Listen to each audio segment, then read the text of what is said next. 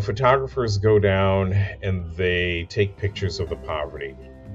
Journalists go down, they write about the poverty. Yes, the poverty is there, the crime is there, that troubled history is there. But there are also people who are making incredible contributions. That's Erickson Blakney, today's guest on Everywhere Radio. Everywhere Radio is a production of the Rural Assembly, and I'm your host, Whitney Kimball Coe. Each episode, I spotlight the good, scrappy, and joyful ways rural people and their allies are building a more inclusive nation. Erickson Blakney is a filmmaker, journalist, and program officer with the New York-based The Pinkerton Foundation. He joined the foundation following a career as an award-winning writer and reporter, having worked for Bloomberg and CBS News. A member of the National Press Club, EB is the co-founder, along with author and award-winning filmmaker Dr. Lee Quinby, of the True Delta Project, which produces documentaries about the Delta region, which air on Mississippi Public Broadcasting Television and screen at film festivals around the country. His most recent documentary, Zip Code Matters, produced in 2001 in partnership with Sena, Mourad, Friedman, and the Fair Housing Center-Toledo, examines racial and socioeconomic inequalities in health. EB traverses multiple geographies, serving as a board trustee of the Dream Yard Project, an arts and social justice organization in the Bronx, and he's on the board of the Clarksdale Animal Rescue Effort and Shelter in Clarksdale, Mississippi. He's on many other boards as well. He also helped launch the Community Book Talk Lecture Series, a joint project of the Coahoma County Higher Education Center and the Carnegie Library in Clarksdale, Mississippi. Speakers for that series have included poet Nikki Giovanni and Ambassador Caroline Kennedy. Because of his filmmaking and philanthropic work in the rural Delta, EB was invited to serve as a board member for my own organization, the Center for Rural Strategies in Whitesburg, Kentucky. And it's a real honor to have him on our show today. EB, thank you so much for saying yes to Everywhere Radio. Thank you for having me, Whitney. It's good to be here. Good to see you. Good. Yeah, it's great to see you. How are things? I can hear music wherever you are. Can you tell me where you are? Oh, don't get me started.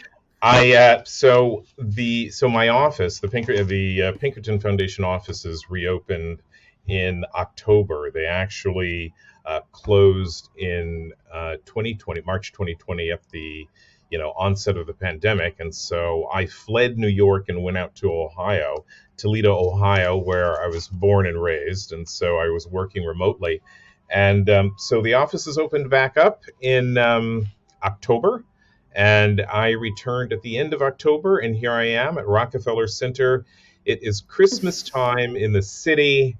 Outside my window, on the promenade, you have the Salvation Army with all their tunes, Billy Joel, Mariah Carey, and then Saks Fifth Avenue, which is across the street, has some really big, extravagant, loud light show. And so music comes blasting up Channel Gardens into my office.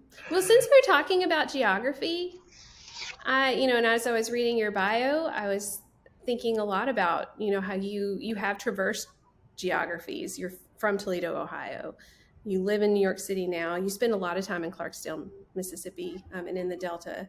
And I wonder, how do you introduce yourself to folks and say, this is where I'm from, as part of your identity? This is who I am. That's a great question. So I grew up in Toledo, Ohio. My parents moved there in the early 60s. My dad was a professor at the University of Toledo and went on to chair the math department. My mother, who had a degree in library science, actually ended up working in fair housing for the Fair Housing Center at a time when there were some really major pieces of legislation coming out at that time. And then she went on to open a restaurant. But they were originally from Mississippi. So I would spend part of my summers down in Mississippi, down in Waynesboro, Mississippi, and Shibuda, Mississippi, Wayne County, and Clark County. And so that's in southeast Mississippi. So as an adult, when when I was living in New York, and I'd go down to visit my grandparents, they both died in 97. I would always carve out some time to go and explore the rest of the state because it was still such a mystery to me, and it was such a such a complex place. I mean, it's just almost a study in contrasts. The tall tales, sordid truths, wealth, poverty, love, hate, the smells, the extreme heat, and the music, the art, and the land, and it all really fascinated me, and I just needed to learn more. And so as I would travel around the state, I kept returning to the Delta. And I joke with people that it's the Clarksdale quicksand that pulled me in, and there was just a unique cluster of folks there, really striving to make a difference, to make it a better place for them and their families, and for other folks. And there's a commonality there, I guess. In the Midwest, people are trying to do the same thing. In New York, they're trying to do the same thing. So you just see there's this thread of people just trying to make where they live better, and then also create opportunities for themselves. We've had Tim Lampkin on this show. Tim Lampkin's the president of Higher Purpose Co., which is based in Clarksdale, Mississippi. Right. And he and I had a long conversation about the Delta, the history of the Delta, and its present, and what his hopes are going forward for Mississippi. And I asked him if we were telling a story about the story of Mississippi in the future, into the future. And a lot of your filmmaking and I think journalism, and then of course, just your presence in that region has been focused on the mysteries and the complexities of that place. So I just wonder if you have a thought about, what is it that you see there currently, and what are your hopes for the future, how it would be described? So with the filmmaking, Lee Quinby and I, my film partner, our purpose was to tell the poverty stories, kind of tell the story from an asset-based point of view rather than the deficit-based point of view, which is often what you see. I mean, photographers go down and they take pictures of the poverty. Journalists go down, they write about the poverty. Yes, the poverty is there. The crime is there. That troubled history is there. But there are also people who are making incredible contributions. They are incredibly talented as far as, whether they're artists or painters or musicians. And, that's what I see. That's my hope is that people will begin to focus on the assets and what the people in the region has to offer. I mean, philanthropy needs to do that. Philanthropy really doesn't seem to have any sort of strategy as far as rural areas. I mean, most philanthropic organizations are focused on cities, big cities that have a lot of social service organizations that they can support, or youth development organizations that they can support, and the infrastructure may not necessarily be there in every in a lot of rural areas. Interesting thing about Clarksdale, though, is that they do have a number of youth development organizations, and like Higher Purpose, Tim Lampkin's organization, working to build Black wealth. They're there are organizations there that are making a difference. That if philanthropy was interested, they could actually find something to dig into. What, like, are there any stories or individuals in particular in your work right now, whether it's in the Delta or in another, more rural place perhaps, that are giving you insight into what the future could look like, what's possible, and giving you hope? That's the journalism piece. I mean, I Mm-hmm. love talking to anybody and everybody, because everybody holds an important piece of information. I mean, it's all very rich and fascinating. Everybody just holds a piece of the puzzle, and you Mm-hmm. know, each piece has value and merit and is necessary to flesh out that picture. Hmm. So it's really about just digging in and listening to folks, and listening to what they hope to achieve and what they want to do, and the challenges that they run into. Um, but they continue dreaming and continue pushing and building and making a difference. Um, there's uh, Ann Williams and Chuck Rutledge, who have the Travelers Inn and the collective Seed and Feed and Seed, which is this Mm-hmm. gardening center general store. I mean, so Chuck grew up in Clarksdale. Ann is from Natchez. They lived much of their lives in New Orleans, but came to Clarksdale, and it's incredible what they're doing and what they have planned. So whatever Yeah. whatever they say they're going to do, they end up doing it. And I'm always steps behind them, Mm-hmm. and I'm just surprised whenever I get down there and see how much that they've actually done, and then just hearing about their plans. It's really pretty remarkable. We'll be right back with Everywhere Radio, but first, a special message from our partner, The Daily Yonder. Hi, I'm Xander Brown with The Daily Yonder. The Daily Yonder is the nation's only news outlet devoted exclusively to the information needs of rural America. We provide a way for people who care about diverse small towns and rural places to stay up to date on the things that matter most: economic development, education, healthcare, elections, conservation, arts and culture, and more. You have a special opportunity to help The Daily Yonder.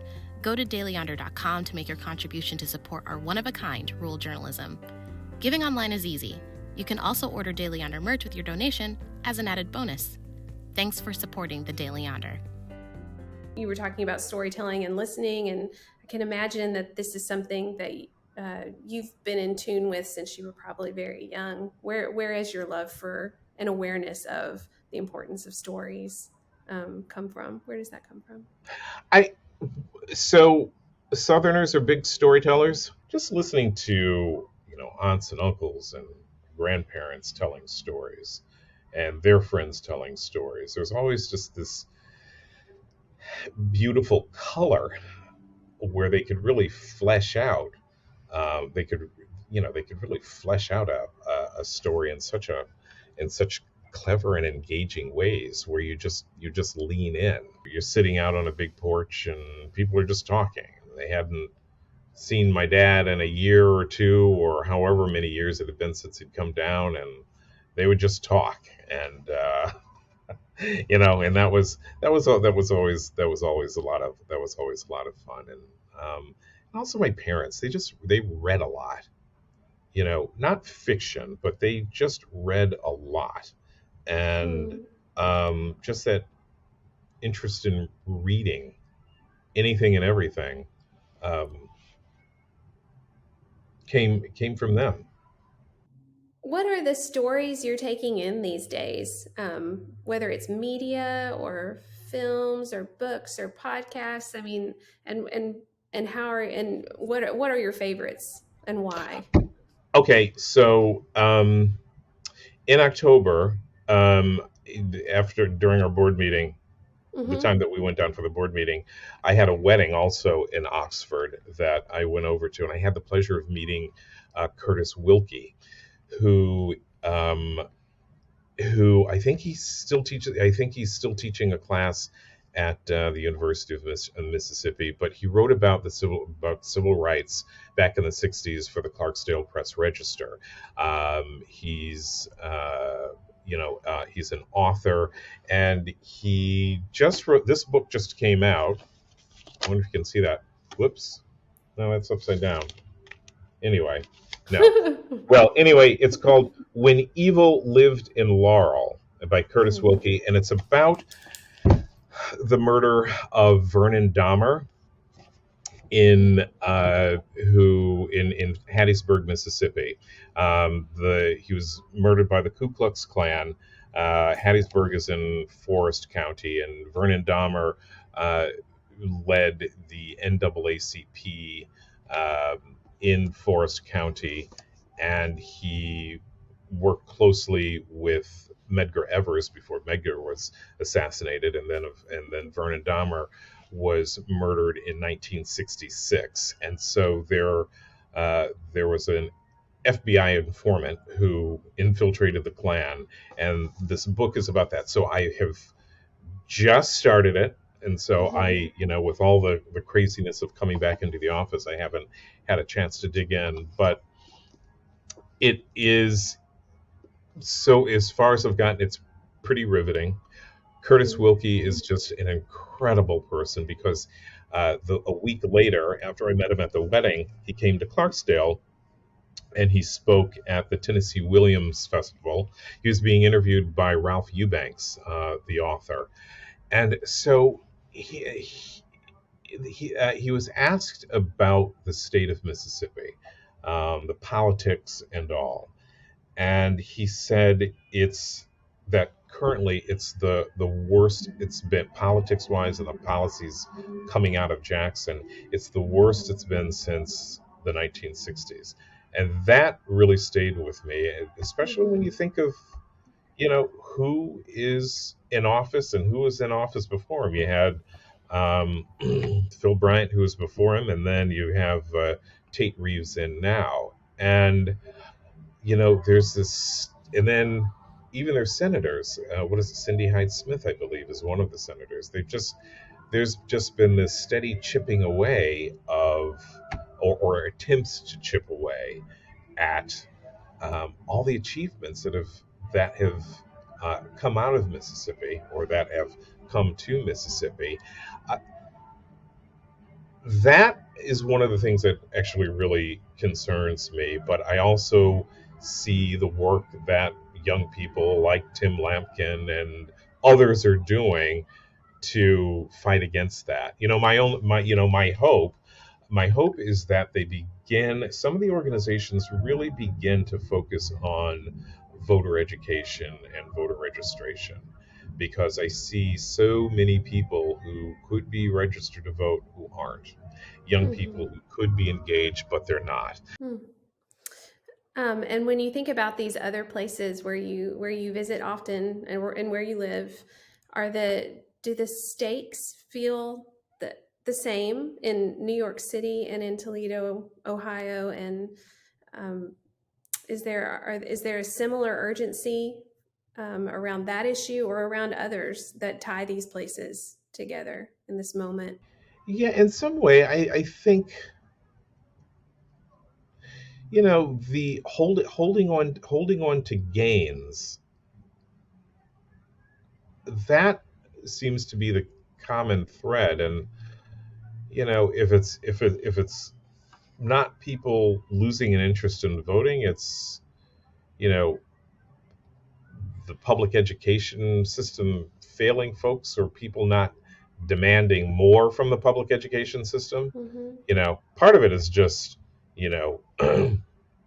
people demanding more, and understanding what they're being deprived of and what people are trying to take away from them, whether it's books or the study of history. People really have to plug in. I mean, I feel that urgency, but I don't know, but I'm not clear on how other, sure, there are other folks who understand the urgency, but the people who are being directly impacted, they're having that direct impact that really stand to lose so much. I don't know if they, I don't have that, I don't have that sense that they understand what's at stake. Mm-hmm. Every region, it's something, it's something different that's being chipped away at: voting, education, housing rights, and that's Mm-hmm. Yeah, so holding it's on to a little to the unsettling. gains Yeah, is a common thread there. Um, yeah, the Fair well, I've Housing Act of 1968, when one of the things that we're explored in Zip Code Matters was, looking at how people are trying to chip away at that. um, and that can't happen. mhm. um, well, since you mentioned one of your films, I just want to take a turn here and ask you about films, and especially films maybe in 2022. We're getting it's the end of the year, so there are a lot of best of lists coming Ah, out right now, yes. and I wonder if you have best of maybe films, maybe rural films, that you're Best of keeping all. track Okay, of. so what was it? Where the Crawdads Sing with David Mm, Strathairn, which takes place in rural North Carolina, I guess the swamplands, and it's about this young woman who was abandoned and raised herself. It's just beautifully shot and well acted. David Strathairn is, I've always liked his work. Um, that came out in 2022. Now mm-hmm. there are some other films, older rural films that I absolutely love. Mm-hmm. Uh, Yeah, do that share those. Oh, okay.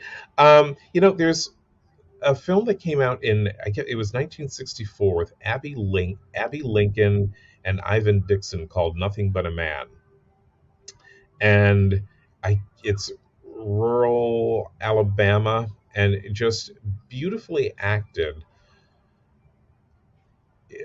um, African American man and his wife, and just the struggles to survive and make it at that time. And it's so beautiful, and the love between the two of them is so strong, and the fact that he is just this capable man, this capable individual, really fighting for his family, trying to figure things out along the way.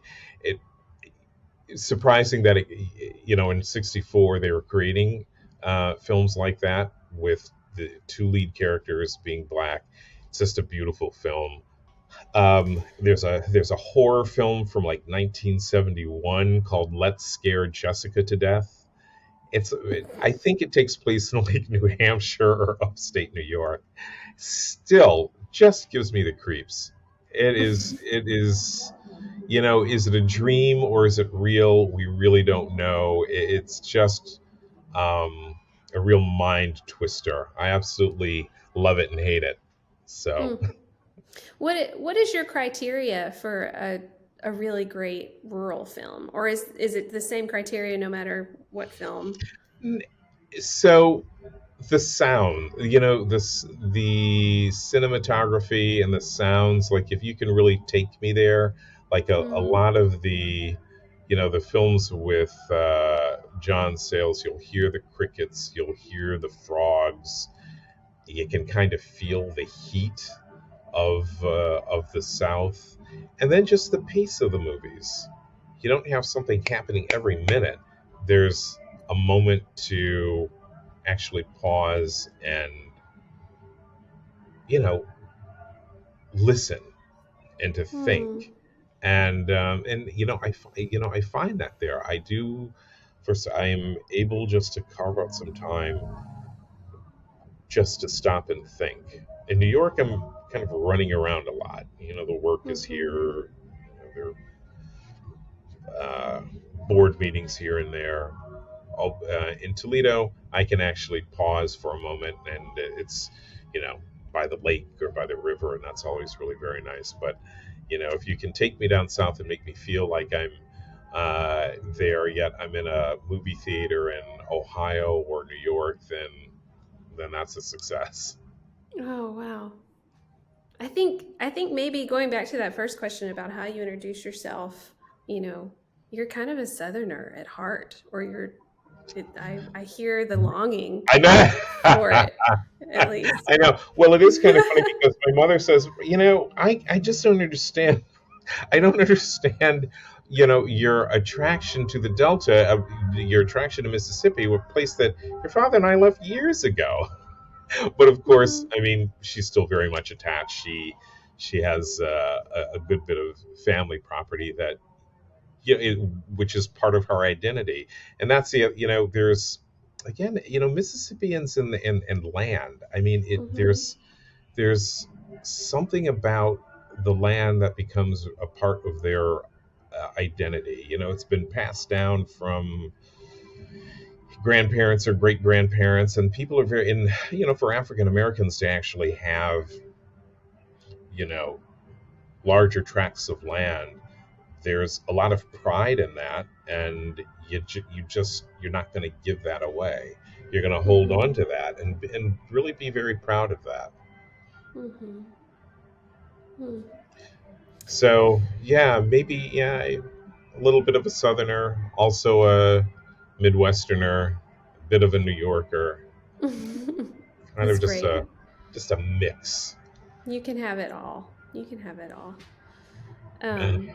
Evie, thank you for talking to me today and letting me introduce you to the Everywhere Radio audience.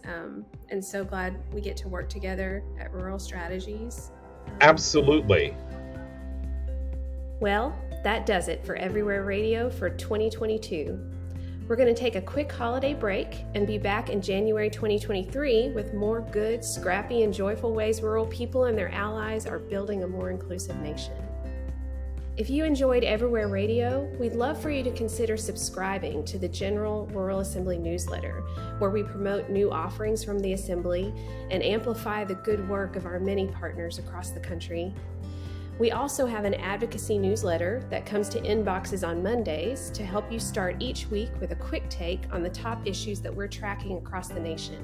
Everything from broadband policy to reproductive justice. Just head over to ruralassembly.org to sign up. If you're a true fan of Everywhere Radio, please let us know by rating us wherever you get your podcast. And if this isn't your cup of tea, no biggie, it's fine. We'd like to thank our media partner, The Daily Yonder. Everywhere Radio is a production of the Rural Assembly.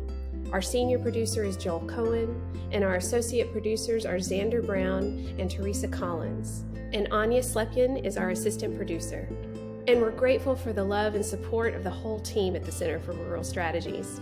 Love you, mean it. You can be anywhere, we'll be everywhere.